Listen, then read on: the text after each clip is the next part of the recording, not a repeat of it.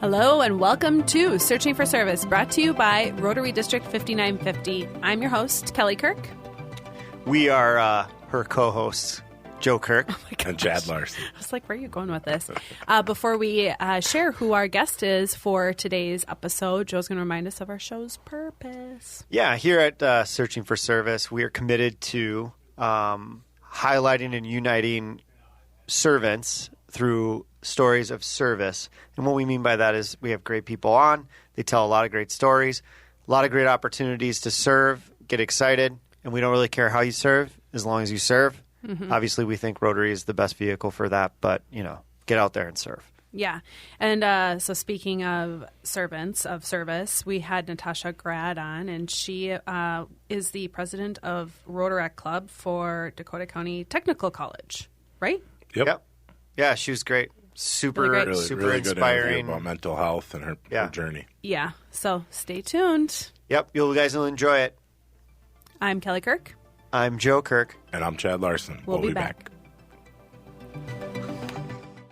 Rotary is a place for all community-minded people who want to serve their areas with the support of an international organization.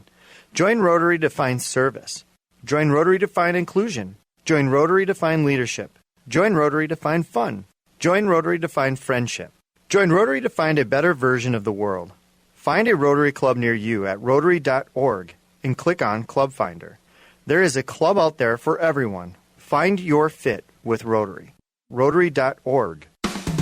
Up your game and show off your Rotary Club spirit. Did you know there's a one-stop shop for all things Rotary apparel?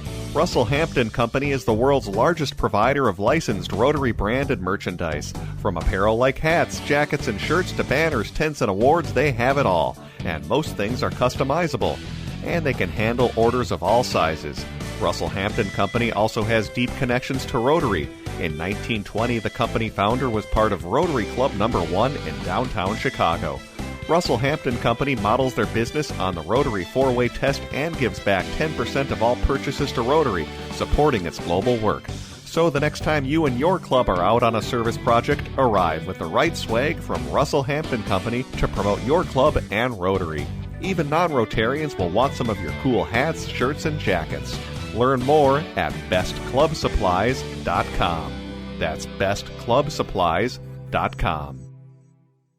Of the things we think, say, or do. Is it the truth? Is it fair to all concerned? Will it build goodwill and better friendship? Is it the truth? Is it fair to all concerned?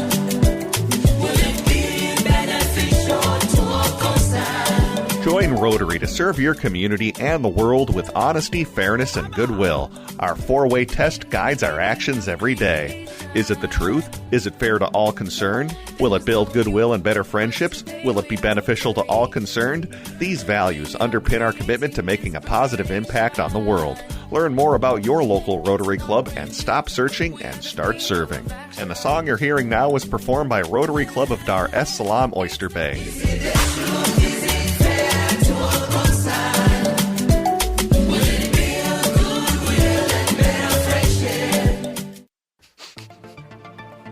Hello and welcome back to Searching for Service, brought to you by Rotary District 5950. I'm Kelly Kirk. I'm Joe Kirk. And I'm Chad Larson. And before we introduce our in-person guest, Chad is going to remind us of our show's sponsor. Well, you want to thank Russell Hampton for sponsoring us. They are the number one printer for Rotary in the country. You can check out, if you're watching, some of the swag they have printed for us. We got mugs, cutting board, hat, you name it. Pretty much anything you could slap your logo on. Or Rotaries, they're there for you. So look them up at russellhampton.com. And we're always in the market for additional sponsors for the show. So if the show compels you to do so, reach out to us at searchingforserviceshow@gmail.com. There you go. Thanks, guys. Appreciate it. Well, it's always nice to have a guest in person here at the studio. So we want to welcome Natasha Grad. She is the president of the Rotaract Club for Dakota County Technical College. Welcome. Yeah, hi guys. Thanks for having me. This is cool in person as well. So We are happy to have you. So really, we want our listeners to have the opportunity to get to know you as a guest. So I'm going to ask the first question. I usually do. Where are you from? So I'm actually from Eagan, Minnesota. Okay. Grew up there, went to Eagan High School, and then actually graduated from a cool school that's on the Minnesota Zoo property. If you've ever heard of it, it's called the School of Environmental Studies. Cool. And it's focused just on the environment, education-wise. So Clever name, then. Yeah, it fits very well. I Nice. didn't have to do regular gym. I got scuba certified as a gym credit. And I also went up to the Boundary Waters in the middle of February, which was actually really cool. Okay. And also May. And cold. It was Yeah. cold, but it was the most beautiful thing I've ever experienced. Really? It was totally worth it. Cool. Wow. Yeah. So I didn't have to do track.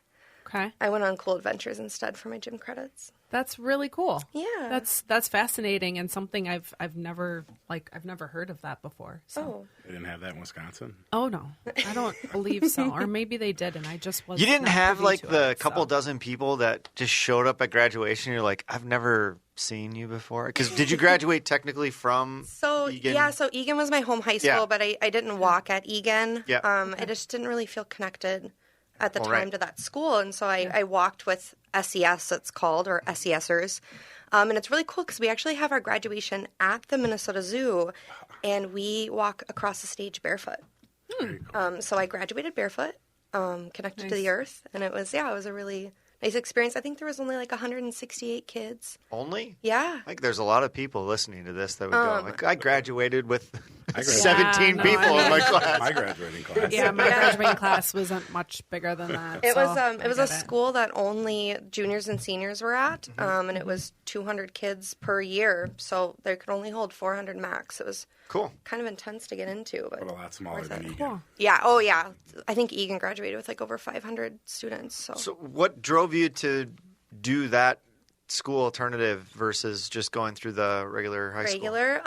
So I had a few mental health problems or issues at the school, and actually ended up having to kind of drop out because of that. Sure. And I don't know, just the learning style was different. I was interested in the environment. I felt more connected to the environment.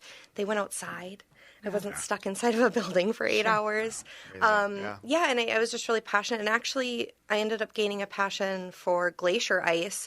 And I originally wanted to pursue an environmental science degree and study just glacier ice because they had a program where you'd go up to the Arctic for 6 weeks. And since I'm scuba certified, Yeah. I'd be able to like collect ice samples and scuba dive in the Arctic. And then I was going to minor in photography. Okay. But, you know, there's no job security in that right now. yeah. That's incredible. Like, Yeah, I've it is. Like, I'm still scuba diving in the Arctic. 'Cause got me. Well, I think what's Not on the really bucket list, cool Chad. about it, Natasha, is that it's kind of shedding light to the fact that there's always alternative options. Mm-hmm. Yeah, no matter for sure. what, you can always pivot one way or the other, and there's going to be something for you to Yeah. do. So, well, and I that's think really- we'll get into more of the mental health aspects a Yeah. little bit later in the interview. But, you know, what kind of drove you to explore that? Like, I find this kind of actually really fascinating. Like to talk about. explore the SES school. Yeah.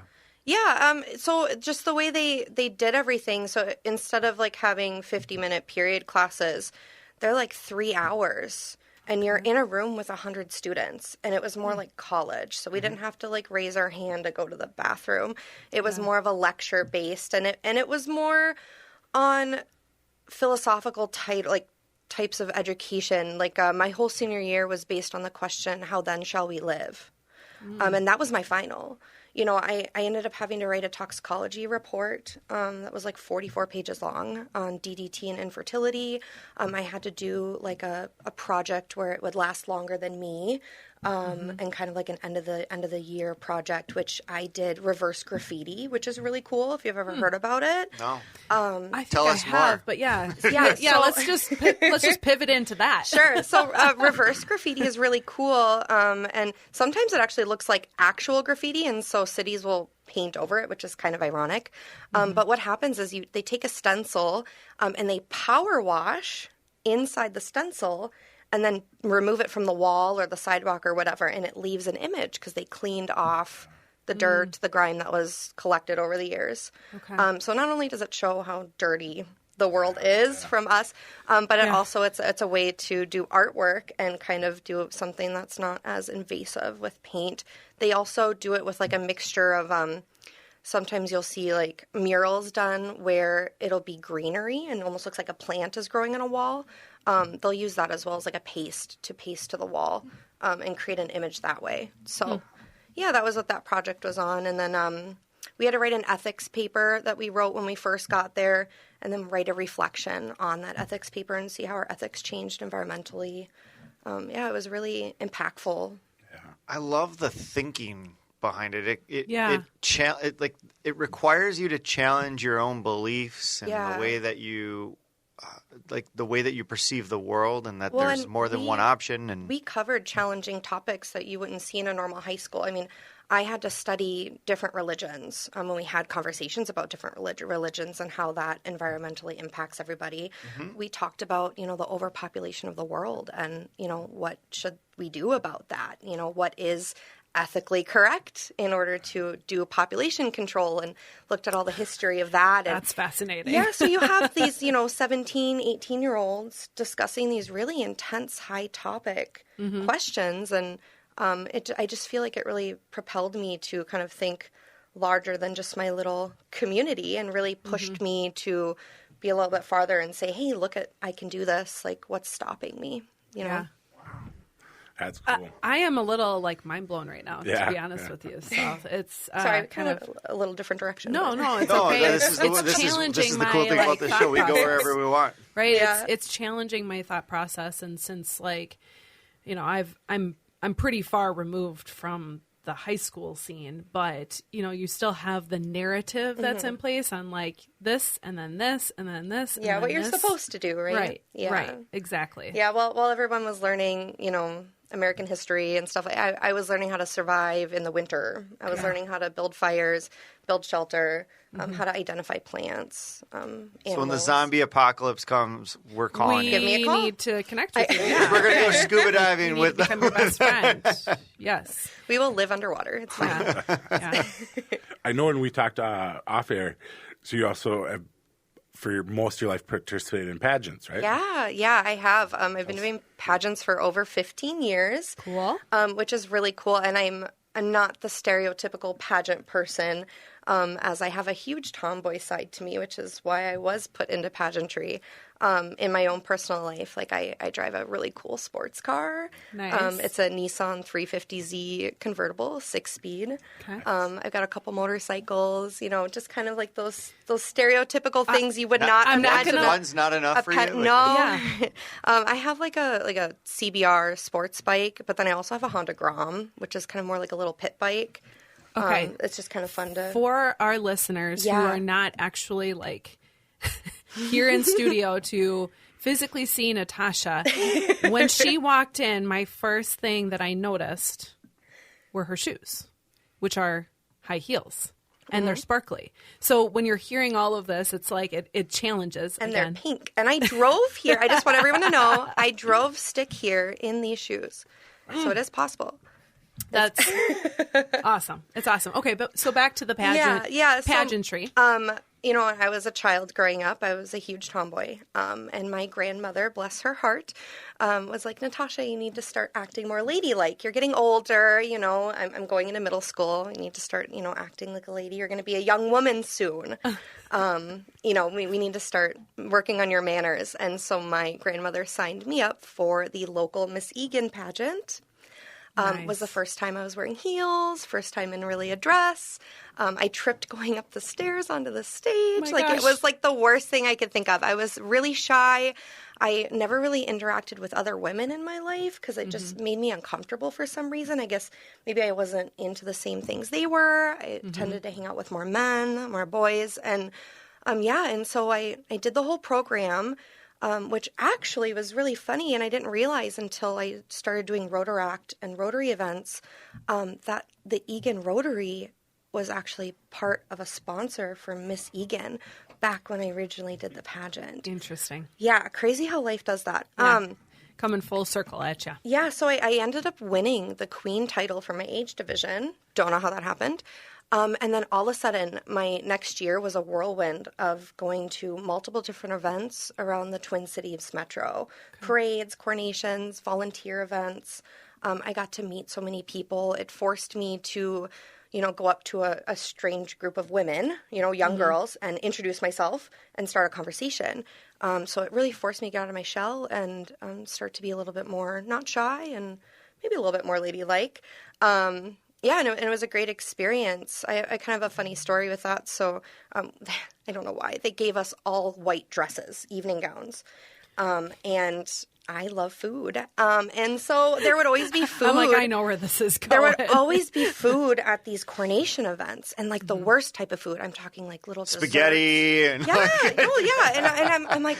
I always kept spilling everything. So my director actually ended up making me a bib that we would carry around with us. So whenever we'd eat somewhere or whatever, I would have my royal bib on to cover the white dress. And I never wore a white dress again for that reason. But yeah, so I ended up I don't wear white shirts either. You're so funny. I don't. Anyways, proceed. So I ended up falling in love with the year of service that comes with the crown. Okay. And I was hooked after that.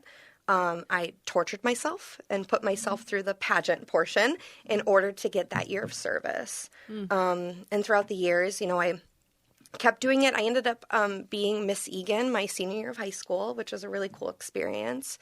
And then afterwards, I was like, what's next? And a lot of the ambassador programs around here, they kind of end once you're done with your, grade school, high school. And I didn't know where to go. And so I found out that there's actually state and national pageants out there. So I was like, you know what? If we're going to do this, let's do this, right? So I went the state national route. And after I made that decision, I did it in the honor of my grandmother. So now I always feel like she's on stage with me and probably very proud to see how much more ladylike I am. Yeah. Not fully, but... Though you're keeping those ties to the tomboy. Keeping those ties. I can never get rid of it. But yeah, so... Roll out on stage in your Honda. Yeah. Yep. It's definitely a talking point. She's representing. But because of that, I've held 5 Miss Minnesota titles. I've held 2 national titles. The most recent, I was the National Miss for American Royal Beauties for 2022. And having those opportunities led me to creating a platform of something I'm very passionate about, which is helping to educate and end the stigma against severe mental illness.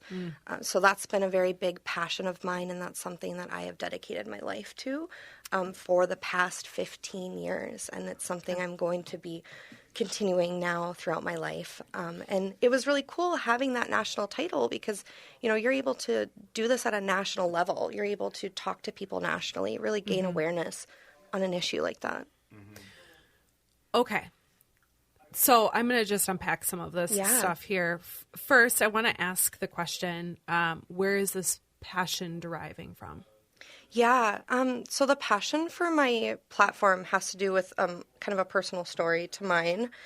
So I've struggled with mental health my entire life. Okay. It's something that wasn't picked up necessarily quick enough, and people around me didn't notice. And so I started self-harming at a young age.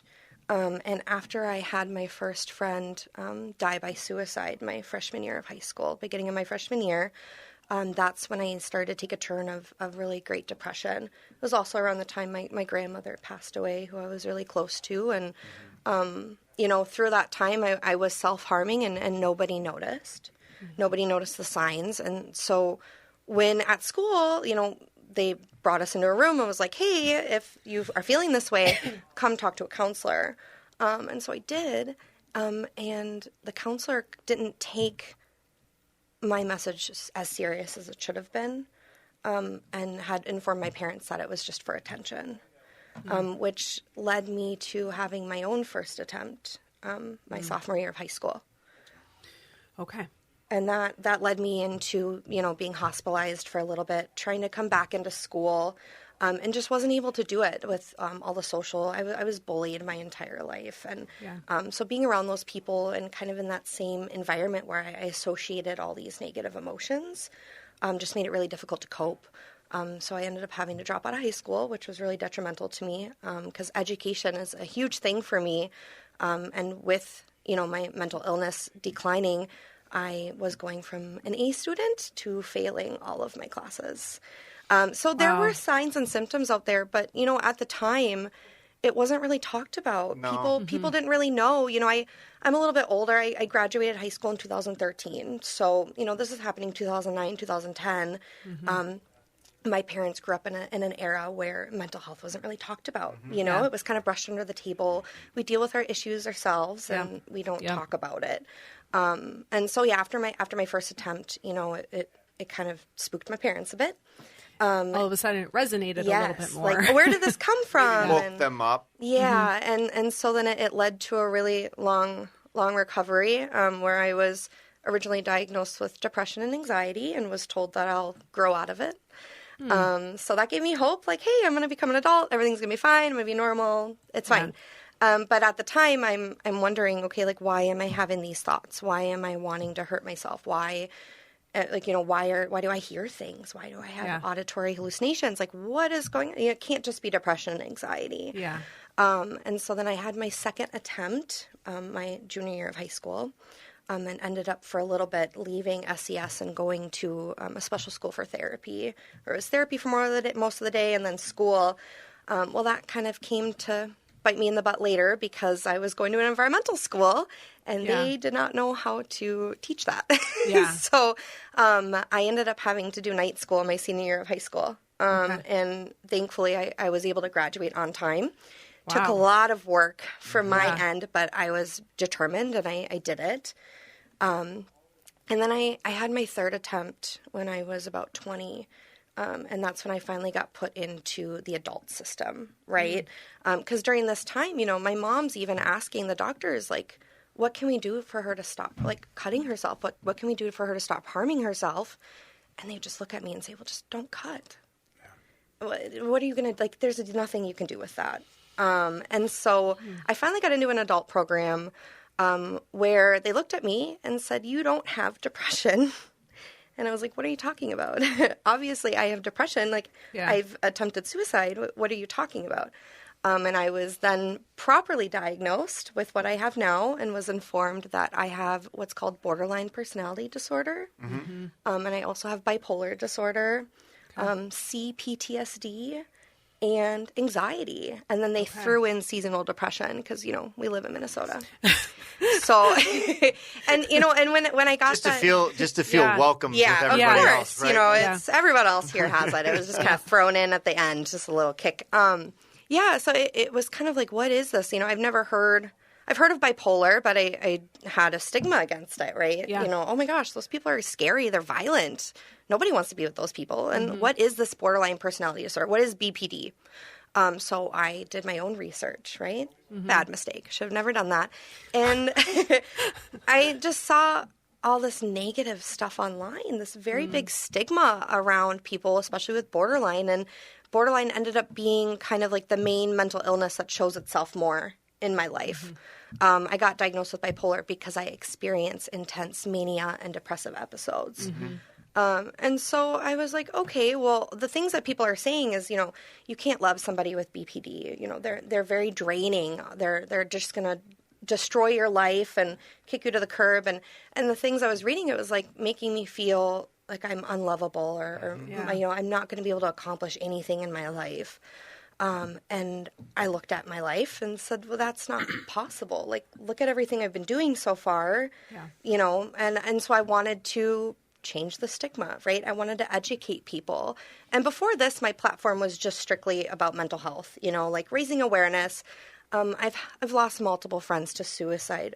Most recently, just this past December, I ended up having a friend die by suicide. So it's a very active, it's a very continuous thing. And not only my life, but other people, just being in a room of strangers, at least one person has known somebody or has been associated with someone who has died by suicide. Yeah. And so originally it was just to get that message out there. But now with my new diagnosis, I added to end the stigma against severe mental illness because, I started to be more open with people about it and had lost some friends, had lost some people in my lives because of my diagnosis. Sure.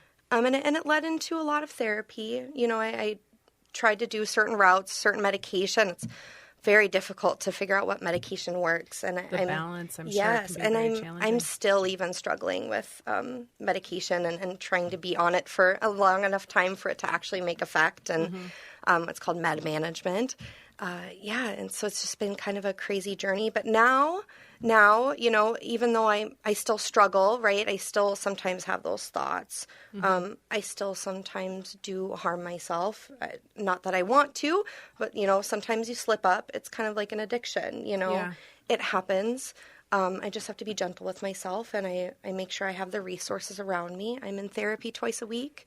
I do a group dialect behavioral therapy on Mondays, and then I see an individual therapist on Wednesdays, and also have the support and kind of that team and a safety plan in place for when I am having like what I call an episode, or I'm not, really there. I'm when that happens, your mind kind of goes to a different area, and you're not yourself, and I sometimes don't even remember what happened. Sure.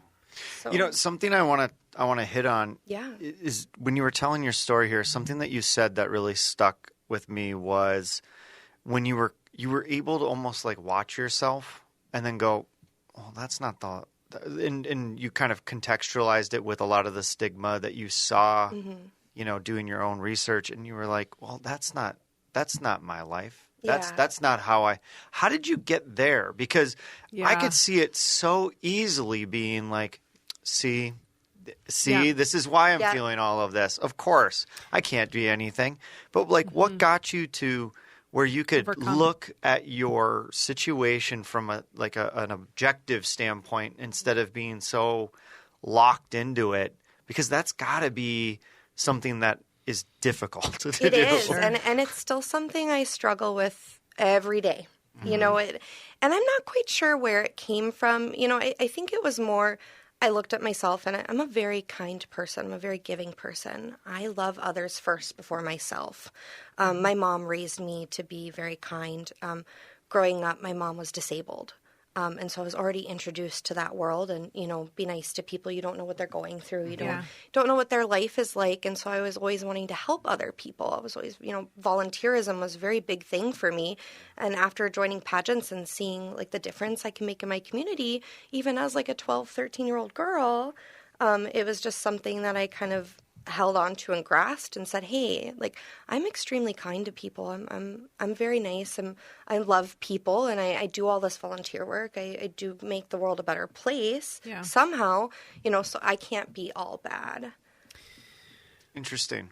Yeah. Were you going to ask a question, Chad? No. Okay. So our current Rotary International president, Gordon, are you aware of what his mission is? I am not. No. So I hate to say that. Mental since health is it is around really mental health. I didn't know that. So I mean, if you haven't learned a little bit about that, it certainly is a great opportunity to just kind of help connect the dots. Yeah. So I guess it actually answers my question if that was some sort of tie to that as well. Oh, like why I should join Rotary or Rotaract. Mm-hmm. Do you want me to explain why I joined? Yeah, that'd be great. Yeah, of course. Because obviously it's not that. No, that just happens to be a coincidence, actually, which is really great to hear and see that other organizations have that same passion, or other people have that same drive and passion that I do. Because what I've done on my own has been kind of difficult. I've gone out and spoken to adolescents and young adults about my story, the signs and symptoms. I spoke with parents, what it looks like, or how do you deal with a loved one who may be experiencing severe mental illness, and also just kind of introducing them to someone. Hey, have a conversation like we are now, and then I spill the beans, right? Tell them, hey, look, I have all of this. And a lot of times they're shocked. They don't believe me. Yeah. They're like, I don't get it. You're so normal. You can juggle so many things. You seem like you have a normal lifestyle. And I always tell them, yes, yeah, from the outside I do, but you don't see me at home. You don't see the struggles I have daily. Yeah. You don't see the extra steps it took me to get where I am. It takes me like 3 times more work to be able to do what the average person is doing. And so I found out about Rotaract because I went to college for the 3rd time and ended up going for photography.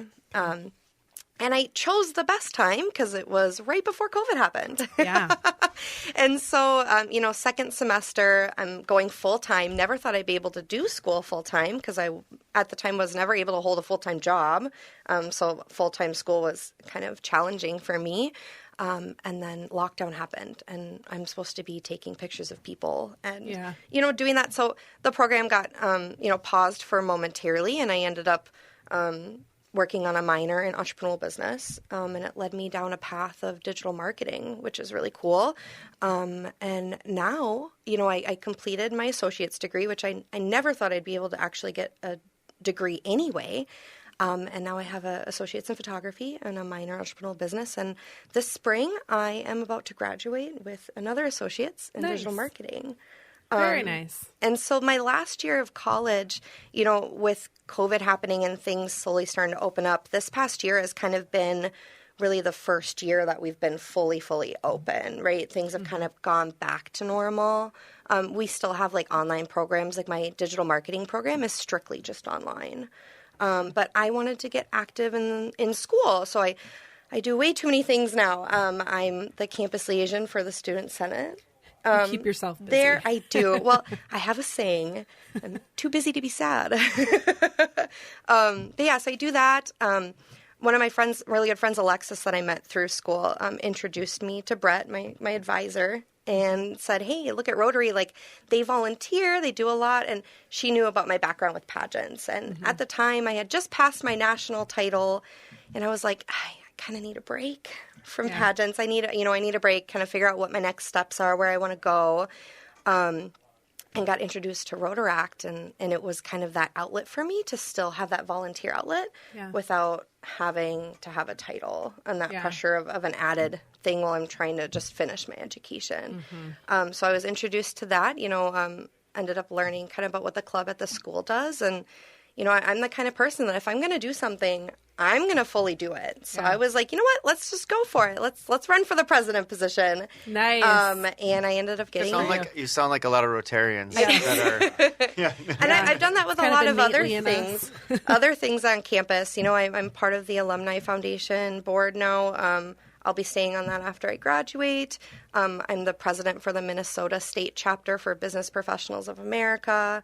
I'm on the executive board for Pi Theta Kappa, which is our honor roll society. I do social media for them.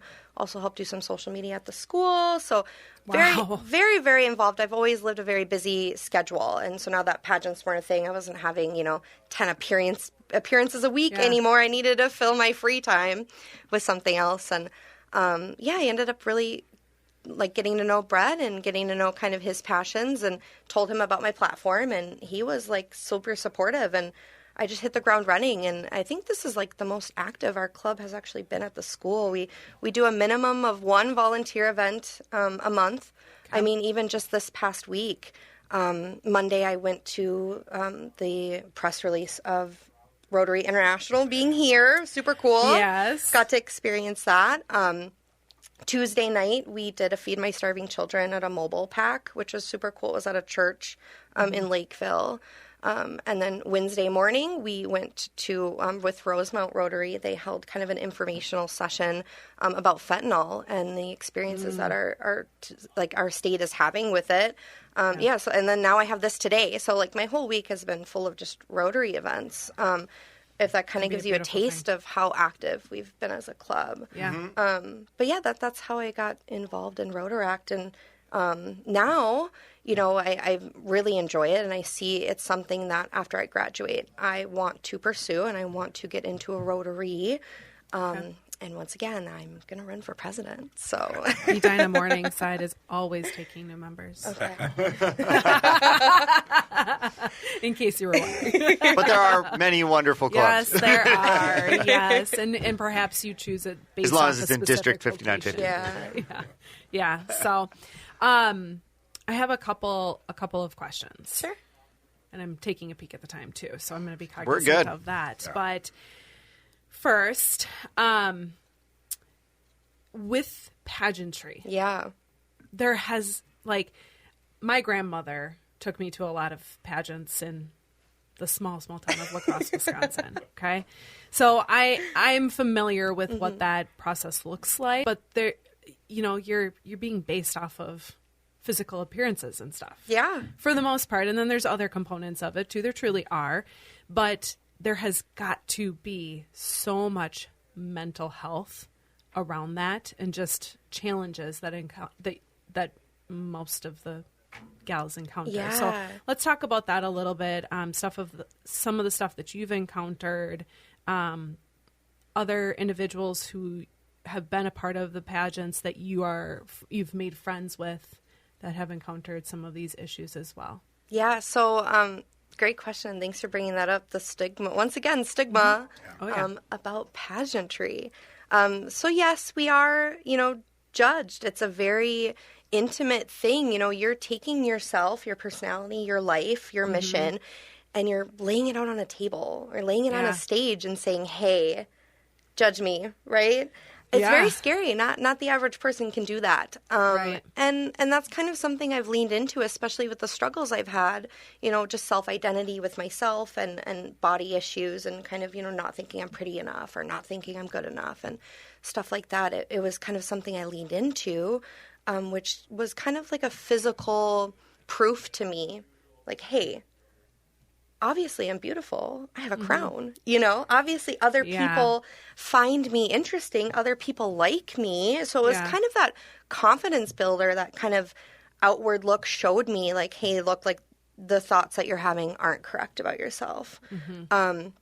And it is scary, especially, being a plus size woman in the industry of pageantry. I compete against straight sized women. I compete against size 2. And I still even win at the size I'm at. And so something they do, which I think is really cool, that not a lot of people know about, is when they're judging you, right, like during evening wear, they're judging you on your looks. Yeah. They're really judging, how does that dress fit your body shape? How does that color complement your skin tone? How does the way your hair styled or the makeup choice that you chose complement you and your features? And so you really need to know your body. You need to really know what looks good on you, what doesn't, trying out those different things.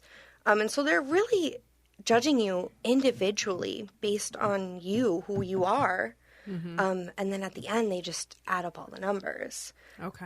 One of the biggest parts of the competition, which a lot of people don't know about, but the number one part is interview. That's usually 50% of, the total score. And that's where they really get to know you. It's like a 4-minute thing. Sometimes it's a panel interview. Sometimes it's a table intimate interview. Panels are my favorite. But then I don't have to repeat myself. Yeah. But then they're able to answer those intense questions. And especially with me, being in an older age and the kind of platform I have, sometimes that can get really heavy. And you've got 4 minutes to tell my story. I've got 4 minutes to tell them, why I want this national title and what I'm going to do with it, right? Yeah. Show them my business plan for the year, because that's what it really is. You're given this opportunity. You're really being the face of this organization. Sure. What are you going to do with that opportunity? And so a lot of it is more mental and kind of how you hold yourself. Are you confident on stage? Are you giving eye contact? Do you look and feel like someone that's comfortable in their own body? And so that's kind of been what's helped me gain confidence in myself. And I've had some people say, that's a very superficial way to gain confidence, Natasha. And maybe a little bit, Yeah. but when I'm having those really hard days and I look up on my bookshelf and I see my crowns up there, it's what pushes me forward. Yeah. You know, when I have that dirty sash that's brown now and it's Yeah. not white anymore because of all the work I've put into that year, it's really visible, and the memories. And then I've also, what's really cool about pageantry is it led me down a really cool direction that I never thought I'd ever do. And I was able to walk in New York Fashion Week. And I have actually walked in New York Fashion Week 4 separate times. And I was part of the first ever completely plus-size fashion show for New York Fashion Week. Wow. So once again, able to end those stigmas, you know, break those barriers, and have that kind of crazy experience. Like, who gets to say that they've, you know, done that? I've had photo shoots in the middle of Times Square at both like noon and 1 a.m. And, you know, having those memories and being able to like show somebody like, hey, look, like this is a picture of me in Times Square, or this is a picture of me in front of the Empire State Building. And it's just very random, but the experiences, right? Yeah. But I do just want to point out the fact that like you have those hard days, right? And then you take a look at the memories that have been created and all of what has gone into getting to that point. Literally right? the blood, sweat, and tears and the dedication, That's not only to my life, but, you know, other people's lives I've done, and my platform and the passions I have. It's kind of what really fuels me when I'm having those stuff. Of course, you know, sometimes I need my cat or, you know, somebody else to help remind me of those things. But it's just kind of nice to have that in the background. I had another question, but I was so enthralled with the fact that you got to go to New York Fashion Week that I completely forgot. Yeah. So something I do want to talk about, and this is something that's really interesting, is, you know, the more I get to know people, and the better and the more interesting the person is, the more hell they've been through. Yeah, like isn't truly, that weird? and it's like there's something to, and I've asked myself many times, like, why is that? Yeah, and there's something to that wrestling with demons all the time, like with your inner demons or whatever demons in your life that you're going through, and being able to smile on the other end of it, and being able to learn something from it, or to, you know, gather whatever you need to keep going and keep pursuing your vision or your goals, that seems to be kind of the secret sauce of really successful people. Well, you know, ignorance is bliss. Well, 100%. It goes back to, you know, you got to struggle in life to get anywhere. You don't get anywhere by not struggling. Well, and not only that, but it creates resilience, right? You know, I'm not afraid to hear the word no. I've been on stage and never got picked for anything. Yeah. You know, I've gone through these things. I've put myself through these troubles, and also I've had experienced, you know, multiple different things that have happened to me where people are like, I can't believe that's happened to you. You know, I'm a person of sexual assault, and it's happened more than once. You know, things like that where it's trying to take a bad situation that's happened in your life or something like that and trying to find the silver lining, right? Trying to find the good that can come out of that. And I really feel like it just kind of, I don't want to say builds character, but it creates that resiliency, and it kind of creates you to be able to be more compassionate with others, right? Because I understand. I understand what someone might be feeling, or I understand what that situation is like. I'm able to connect more with that person. I'm able to make more deeper connections, more impactful, meaningful connections with someone. Compassion was the word that came to my mind too. So I'm glad you said that. Which is important in this world because, you know, we're so involved in our own technology and our own lives that sometimes we forget that other people exist and they also have feelings and they also experience things that we don't know about in our daily lives, and they also might be having a hard time, but we don't see that because it's private and it's behind closed doors. Well, and it's also probably core to why you serve. Exactly. Yeah. So to kind of bring it full circle for the show and for, you know, what this show is all about, and it was a really wonderful interview, and thank you so much for I want to ask sharing. one more. Oh, okay. Sure. Well, we breezed past that. You know, talk to people and share how they can help people in their lives or resources. So I would say, what would you say to the audience, or whether they have somebody in their family, whether they're going through things, is there resources, or, you know, I know you just briefly breezed over it, but I'd like to. Yeah. So there's actually a lot of resources out there, and then within the last 10 years, right, even 15 years, it's gotten a lot better. There's the 988 hotline that not only Minnesota but nationally we have now, which is kind of the new 911, right? If you yourself are experiencing a mental health crisis, or somebody that is experiencing a mental health crisis, you can call and text that number. Someone will respond, and people are concerned. Well, what qualifies as a mental health crisis, right? It doesn't have to be super severe. No, you don't have to be on the verge of about to commit suicide. It could even just be depressed, sad, not wanting to continue with life, not feeling the motivation anymore. So that's a nice resource. We also have a lot of really good programs here, like NAMI or American Foundation for Suicide Prevention. They do a lot in the community just to help raise awareness. There's a really cool event that I like to go to. It's called Out of the Darkness Walk. Happens in September every year around Como Park, and they just help fundraise money, kind of gain awareness. Yeah, and they do a nice walk around a lake, and it's really cool because they hand out beads based on like your story, right? And so it's a way to see other people without talking to them, but see how they're associated. Some people, it's I've just lost a friend, or I myself have attempted, and it's just really nice. They also have a lot of support groups around, and then I know in like our counties, I know Dakota County just had a really big deal with that. They're really putting in a lot of money on mental health crisis.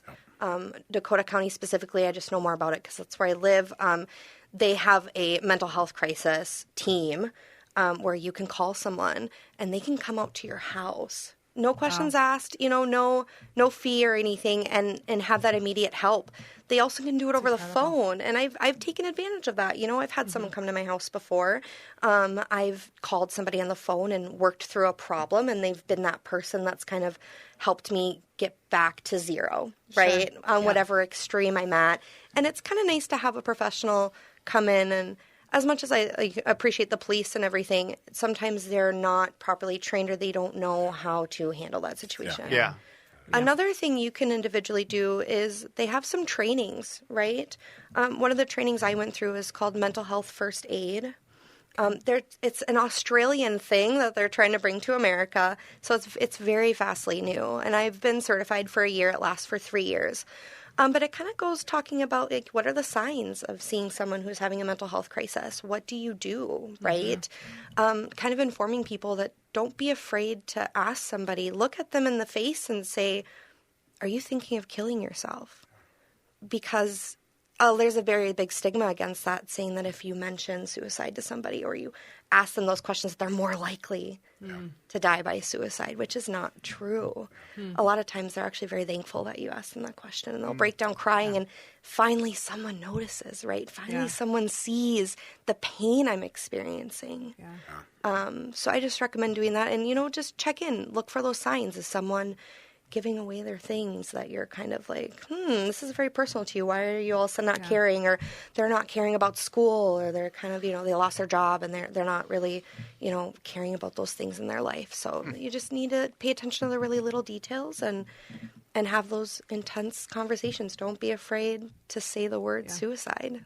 So I wish we had another hour. I know. Well, I'd always love to come back if you ever wanted. You're more than welcome to come back. Natasha, I just want to take a moment to thank you because it's very big and bold of you to come on here. And, we didn't even really go into Rotaract and what you do with them. But I think more importantly, you're passionate about mental health. I'm glad it was our focus. So thank you. Yeah, and I'm really excited for my future. I'm really excited to get into Rotary, and maybe in a couple years I can come back and talk about all the cool things I've been doing for Rotary in the state of Minnesota. I'll put some of the resources in the description, so if anybody's looking for more. Yeah, and I can always send you some, via email or whatever links and stuff that you need. So sounds beautiful. Good. Well, as a reminder, you are listening to Searching for Service. I'm Kelly Kirk. I'm Joe Kirk. And I'm Chad Larson. We'll be back.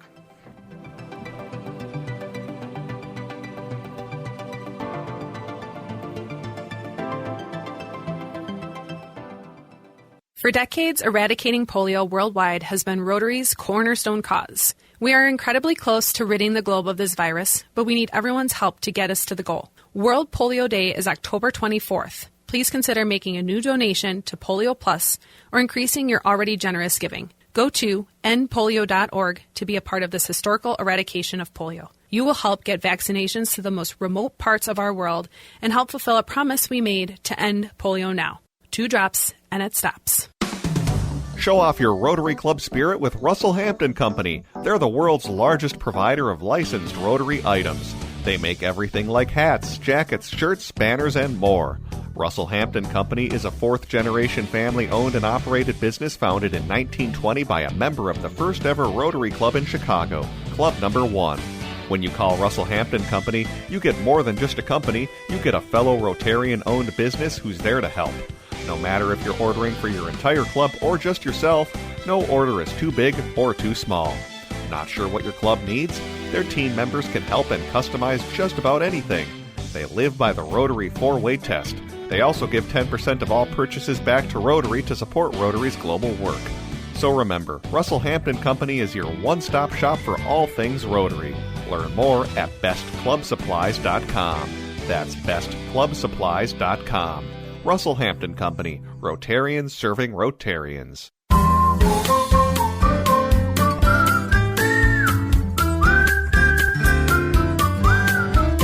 Is it the truth?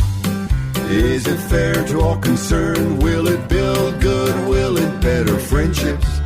Will it be beneficial to all concerned? When we pay it forward, it will be returned. Join Rotary to serve your community and the world with honesty, fairness, and goodwill. Our 4-way test guides our actions every day. Is it the truth? Is it fair to all concerned? Will it build goodwill and better friendships? Will it be beneficial to all concerned? These values underpin our commitment to making a positive impact on the world. Learn more about your local Rotary Club and stop searching and start serving. And the song you're hearing right now was performed by the Rotary Club of Saskatoon, Natuna in Canada. When we pay it forward, it will be returned. Hello and welcome back to Searching for Service, brought to you by Rotary District 5950. I'm Kelly Kirk. I'm Joe Kirk. And I'm Chad Larson. That was an incredible interview. Ooh, Tough topic. Tough topic. Very brave and bold. And yeah, we really want to thank Natasha for being willing to speak. And obviously she has a background in speaking about it. But well, and I don't know about you. I mean, I'm sure that we all identified on some level. Absolutely. You know what I mean? Maybe not the same level as she does, but on some level we identify with it. Whether it's mental health and, you know, the different components of that, or it's anxiety or yeah. You know, or just kind of stepping But I up. mean, think about all the stuff that she accomplished in spite of that. Yes. So that just shows you and all continues out there. to. So it was really Work great. your gifts. Yes. Really great to have Natasha on, and we appreciate her kind of stepping into the, you know, this realm of podcasting with us and speaking on behalf of it. So absolutely. Well, thank you to all of our listeners for tuning in and listening to Natasha. I'm your host, Kelly Kirk. I'm Joe Kirk. I'm Chad Larson. As a reminder, it's time to stop searching and start serving. We'll see you next week. Can't wait.